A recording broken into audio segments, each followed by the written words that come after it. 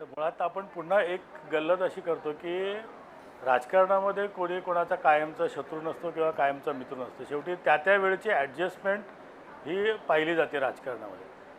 आणि राज ठाकरेंच्या बद्दलचे उद्धव ठाकरेंचं मत होतं ते त्या निवडणुकीपुरतं होतं, एवढंच त्याचा भाग आहे. दुसरी एक महत्त्वाची गोष्ट आहे की काल दोघांचा जो मेळावा झाला तो कोणताही राजकीय नव्हता.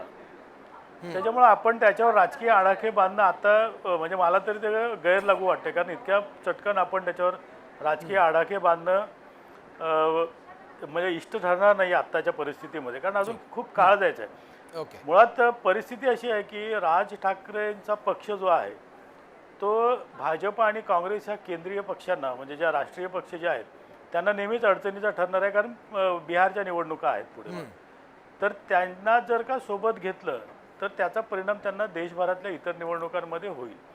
आणि याचा विचार करूनच हे दोन्ही पक्ष राज ठाकरेंची सोंगटी कुठं बसवायची याचा विचार करतील. आणि त्या दृष्टीने, कारण महायुती म्हटल्यानंतर राज ठाकरे जर का सोबत असतील तर मला वाटत नाही काँग्रेस शिवसेनेबरोबर राहील, कारण शिवसेनेला काँग्रेसला देशाचं राजकारण करायचं आहे. त्यामुळे ते फार याच्यात रस घेतील असं मला दिसत नाही.